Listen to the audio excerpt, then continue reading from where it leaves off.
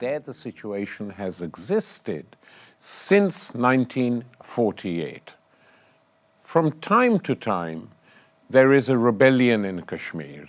The people rise up and demand change. The Indians have been able to control it largely, if not exclusively, through military force. The army has occupied it. Terrible atrocities have been carried out in Kashmir, and Kashmiris feel that they are an occupied country and pray and hope that one day this occupation will end. Ina Afinogenova, vamos con ello. Vamos, compañeros. ¿Pa qué me invitan?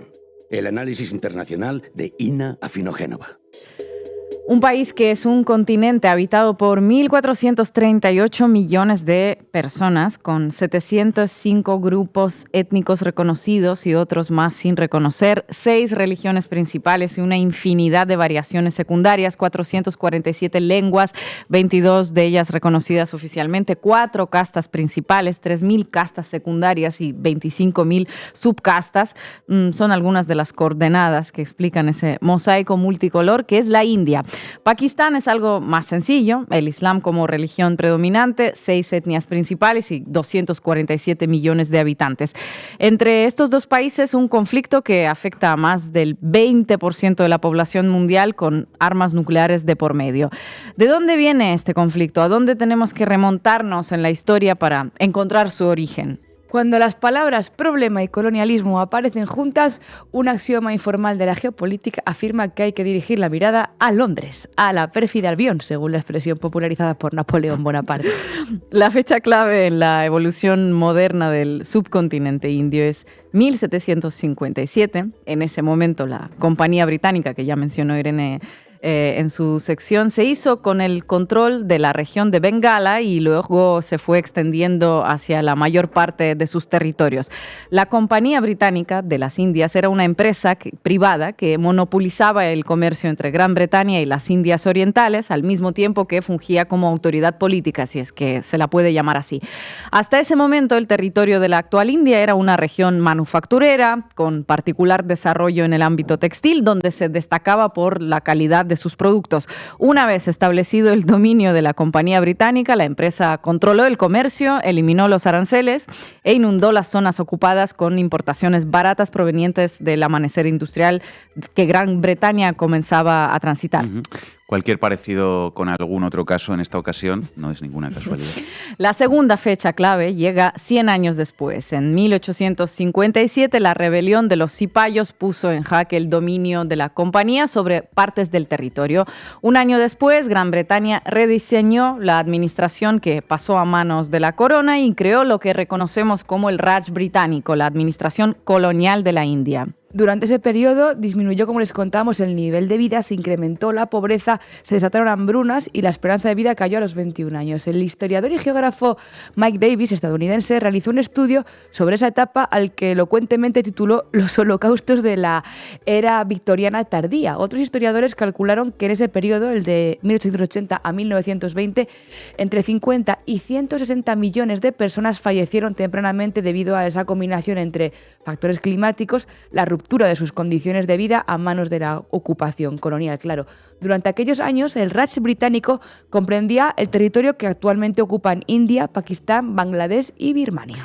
La tercera fecha clave llega en 1947, año en que finaliza la ocupación colonial y el territorio fue dividido, como contaba Irene, por los británicos en dos países. Por un lado, la India, con mayoría de población hindú, y por el otro, Pakistán, que ocupaba los mismos territorios que ocupa actualmente y también los que en la actualidad pertenecen a Bangladesh.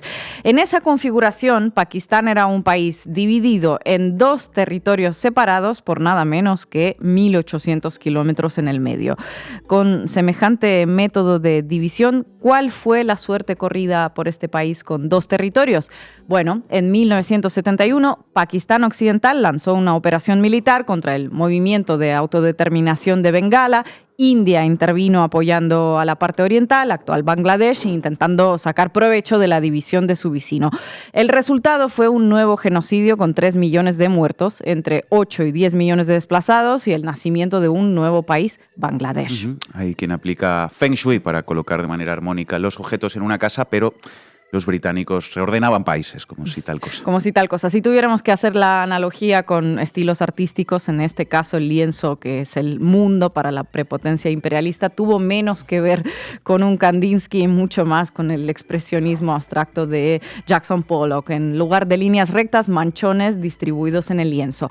El ejecutor de la partición fue Louis Mountbatten, también mencionado ya por Sugasti. Nacido como príncipe de Battenberg y conocido como Lord Mountbatten, era un oficial de la Royal Navy, cercano a la familia real. Sin embargo, la responsabilidad de la partición del país se suele atribuir a la voluntad de Muhammad Ali Jinnah, el líder de la Liga Musulmana, que no aceptaba integrarse en una misma entidad con mayoría de población hindú. Definida la partición, Sir Cyril Radcliffe fue el personaje responsable de presidir un comité que trazara las fronteras de India y de Pakistán. La consigna era que hindúes y sikhs quedaran de un lado y los musulmanes quedaran de otro. Una vez definidas las fronteras, millones de personas se desplazaron temiendo la suerte que podrían correr si permanecían en sus hogares. Lord Mountbatten logró persuadir con éxito a los príncipes que gobernaban territorios que no estaban bajo la ocupación británica para que se integraran a una India unificada, pero su poder de convicción falló en un territorio que se convirtió en la clave de los conflictos entre India y Pakistán, en Kashmir. Se trata, pues eso, de un territorio de mayoría musulmana, pero que no se integró a Pakistán y que fue parcialmente ocupado por India. El control de la Kashmir actual está dividido entre Pakistán, India y China, que también tiene reclamaciones sobre esa región. Ahora, ¿qué implicaciones geopolíticas tiene este conflicto en la actualidad? La guerra entre Rusia y Ucrania tiene una configuración relativamente clara. Todos sabemos quiénes están de un lado, quiénes están del otro, y lo más parecido a un gris son aquellos que asumen posiciones neutrales. Es una guerra que, por así decirlo, se puede explicar con la física clásica. Pero para explicar las derivaciones geopolíticas del conflicto entre Pakistán e India, necesitaríamos tirar de los instrumentos de la física no lineal. Se trata de un conflicto donde rige el efecto mariposa. ¿El aleteo de las alas de una mariposa en Brasil pueden provocar un tornado en Texas? Pues en el sur de Asia la respuesta es afirmativa, sí. ¿Pero por qué? Bueno, intentemos entenderlo un poco. Pakistán fue aliado de Estados Unidos en la guerra proxy que mantuvo con la Unión Soviética por el control de Afganistán. Funcionaba como un santuario de retaguardia para los Freedom Fighters, mujahidines patrocinados por Washington, que unos años después se les salieron de control. Otra historia. Para Estados Unidos, el apoyo a Pakistán cumplía también otra función. Apoyando al más débil, establecía un equilibrio de poder frente a India en el sur de Asia.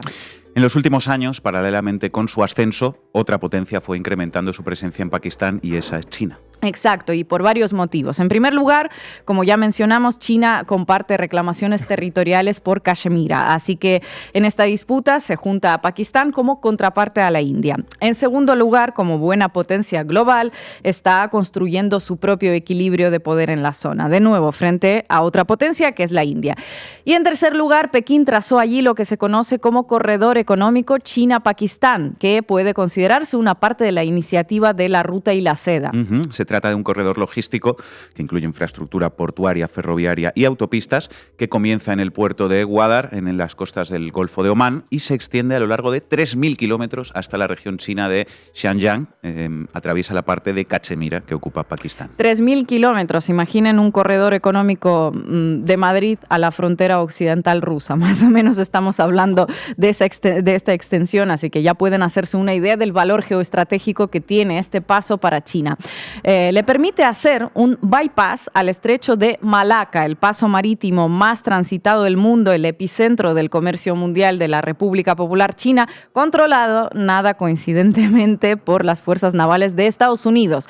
En caso de una escalada, Malaca se convertiría en uno de los epicentros de la disputa entre Estados Unidos y China. En un escenario de ese tipo, el corredor logístico China-Pakistán permitiría a Pekín tener una vía de abastecimiento alternativo, en particular para el petróleo proveniente del Golfo Pérsico. Así que Pakistán fue aliado de Estados Unidos, aliado tradicional de Estados Unidos durante la Guerra Fría, pero la cosa ha ido cambiando y ahora es China, ojo, la que juega un papel importante. Entonces, asumimos que Estados Unidos en este caso es aliado de India.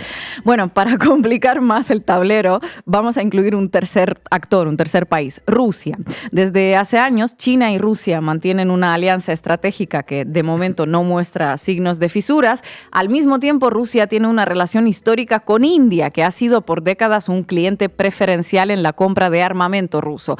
Desde la guerra en Ucrania, India también se convirtió en una pieza clave para la exportación de hidrocarburos rusos sancionados en Occidente. Entonces, ¿qué pasa aquí? China actualmente es el mayor proveedor de armas de Pakistán, alcanzando una cuota del 82% de sus importaciones en ese rumbo.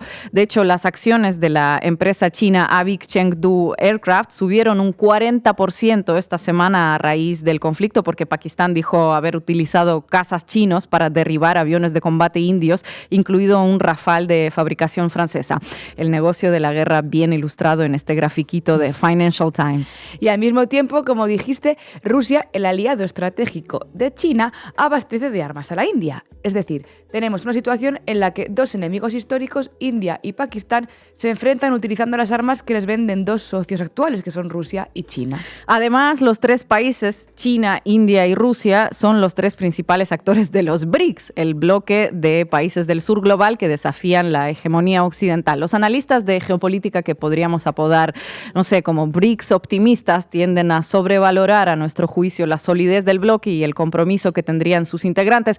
¿Por qué digo esto? Bueno, porque en el caso de la India, por ejemplo, paralelamente con formar parte del BRICS, integra también el Quad, un foro estratégico informal creado por Estados Unidos que agrupa a Japón y Australia en un bloque que de vez en cuando realiza ejercicios militares en el Océano Pacífico para disuadir a China. Vamos, que lo de India es como estar un poco en la OTAN y en el Pacto de Varsovia a la vez. Sí, algo así. La estrategia estadounidense parece reservarle a la India un lugar que podría ser descrito como un caballo de Troya o, más amablemente, el de una bisagra entre dos bloques que tienden a solidificarse. El documento que expone el giro de la geopolítica estadounidense del pivote en Asia-Pacífico fue redactado por Hillary Clinton en el año 2013. Allí la entonces secretaria de Estado señalaba que la relación entre India y Estados Unidos será una de las asociaciones definitorias del siglo XXI, arraigada en valores e intereses comunes. Estados Unidos está haciendo una apuesta estratégica sobre el futuro de la India, que el mayor papel de la India en el escenario mundial mejorará la paz y la seguridad. Clinton escribía sobre la alianza con la India teniendo en mente la rivalidad con China. Por supuesto, durante la época de la Guerra Fría, Estados Unidos entonces apoyaba a Pakistán frente a India como forma de lograr un equilibrio de poder regional en el sur de Asia. Hoy, Estados Unidos pretende apoyar a India como forma de establecer un equilibrio de poder ya no regional, sino global frente a China. Por su parte, India parece poco dispuesta a dejarse encasillar en uno u otro rol y pretende explotar a su favor el margen de maniobra que le otorga el contexto. China y Rusia, además, sacan grandes partidas de la venta de armamento. Y de fondo tenemos una perpetuación de un conflicto que lleva décadas sin resolverse y está ya cada tanto amenazando con derivar en una guerra abierta con implicaciones internacionales y entre dos países que, como dijimos, tienen armas nucleares. La pregunta no es quién y cómo puede resolver ese conflicto. La pregunta es a quién le conviene que esto no se resuelva nunca. Como ven, los actores son múltiples, las alianzas son inesperadas, pero dentro de este caos, cada uno logra sacar lo suyo, que viene a ser lo mismo de siempre, igual que en los tiempos del colonialismo británico. Ganancias y poder. Gracias, compañeros.